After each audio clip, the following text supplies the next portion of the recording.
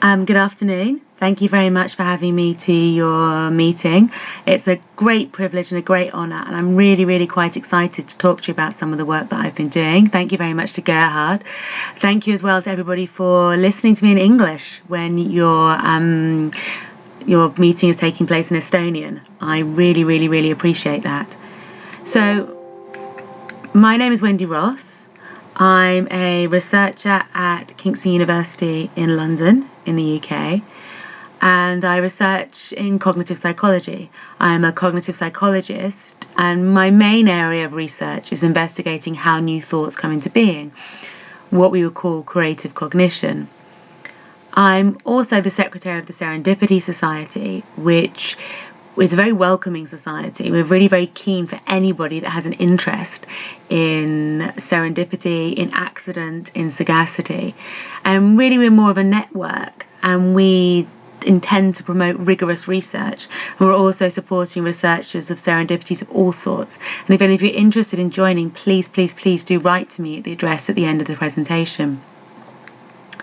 Now, the dominant view in the field that I work in, which is cognitive psychology, is that creativity is a property of the brain, that we can find out about creativity and invention by looking inwards, by examining the workings of the brain. Indeed, more and more there's a reductionist approach down to the very neuronal level, where this is where we'll discover creativity, this is where we'll discover the spark of generation. It's inside the brain it's where new thoughts are created and generated. This is a form of hylomorphism, the idea that there is a mental representation that's formed, worked upon inside the person, and then put upon an inert matter, so that creativity is one-directional, from the brain to the external world. My research leads me to think that really we need to view creativity as something slightly different. It suggests that creativity is not something that only comes from inside us, that reducing down to the level of a neuron is not going to help us discover how people are creative or how people have a creative thought. Rather, creativity comes from an engagement with the world around us.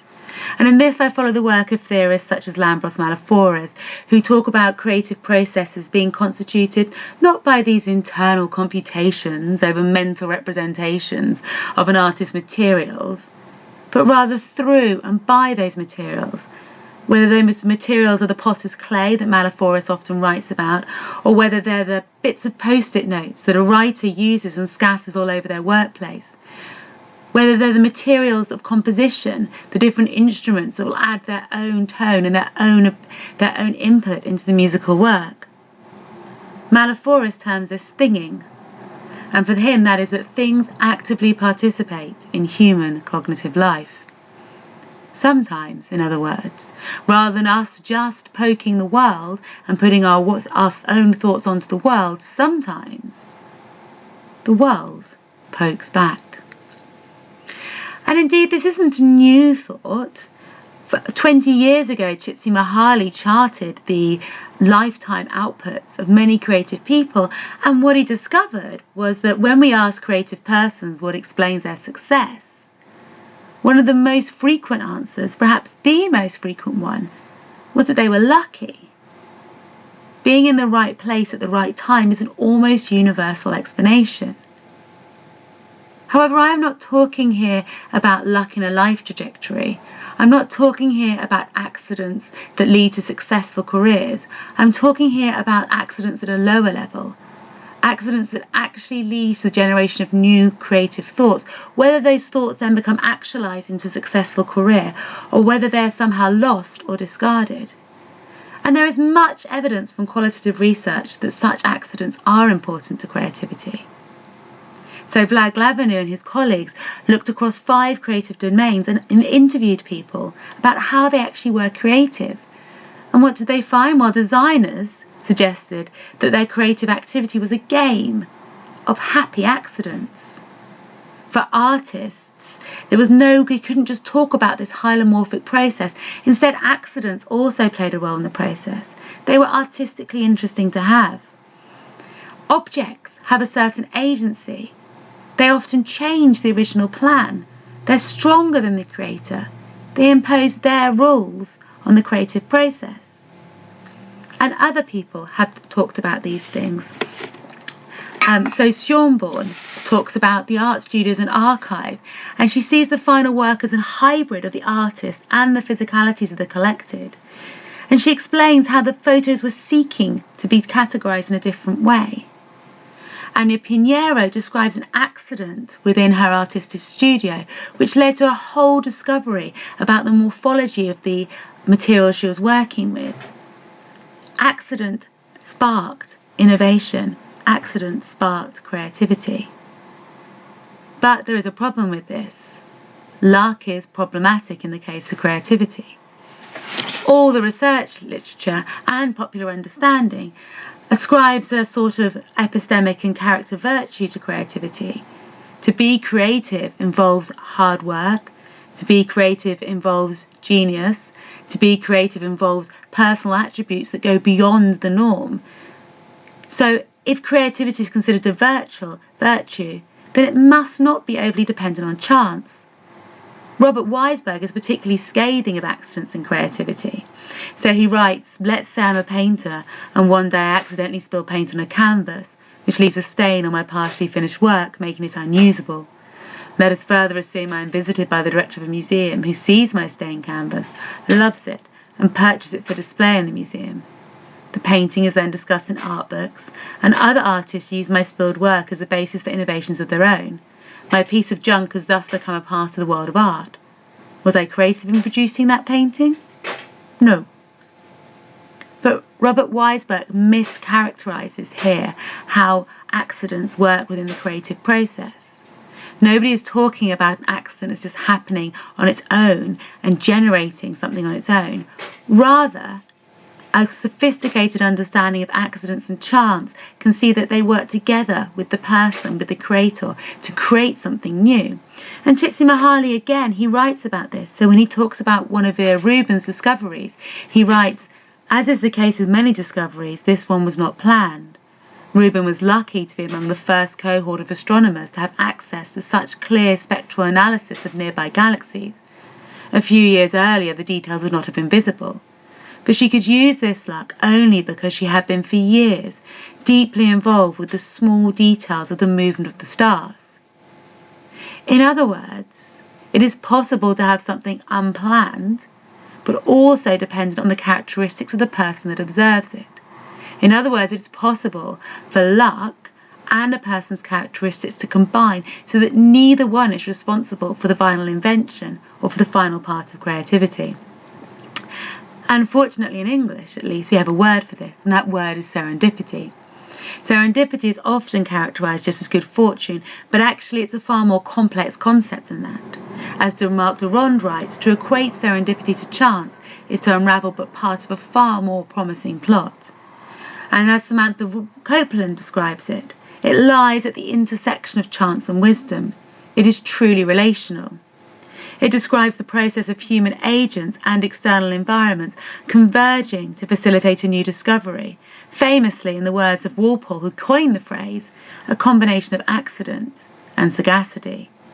Serendipity is not just chance. Serendipity is chance enacted by an agent with its own talents, an agent with its own past, and an agent with its own future. And so there are models of serendipity that combine these things, such as this model from Rubin, Berkel and Quan Hayes, in which there is a prepared mind, that is the characteristics of the person. There is chance, that is the characteristics of the environment. And then there is finally a moment when the two converge, an act of noticing, when the chance is enacted by the prepared mind. Serendipity study is in its infancy. And at the moment it proceeds from a mainly a posteriori position. In other words, serendipity is identified after it's occurred. So that we have loads of semi-structured interviews, people asking people about serendipity, or we have collections of reports of serendipity. What we don't have at the moment are any models that draw their evidence from experimental designs or observational studies at the moment that don't privilege the interpretation of the people who experience that event. So that serendipity has some of the same complexities as creativity. It needs to be recognised as serendipitous to count, just as creativity doesn't seem to be able to work in a vacuum. Even when exactly the same actions and discoveries might be considered serendipitous in another circumstances and in another way. This is because, just as with creativity and just as with all scientific research, our understanding of the ontology of serendipity does not precede the epistemological and methodological considerations. Qualitative narrative interview data on serendipity will necessarily center the person. What my work tries to do is demonstrate this isn't necessarily the case, that we can observe error when it enters the system, and we can understand what's happening at that moment without necessarily asking the person that's encountering it. I call this microserendipity, and I characterize microserendipity as a moment of co-agency. For me, microserendipity is the moment of when chance is when creative agency is transferred to the environment. So this facet C changes the balance of agency within the system.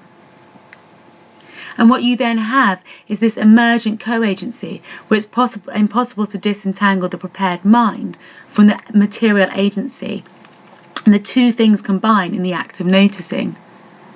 I argue, and indeed in my own research have shown, that it is possible to identify these moments both in the lab and outside of it. So to summarise, microserendipity in this way is the moment in a creative process when agency becomes distributed across the material world and across the person. The moments may be pivotal, or they may be trivial, but until we can identify them without retrospective narration, without the judgments of the people that have taken part in the creative process, we cannot possibly begin to measure their importance to it.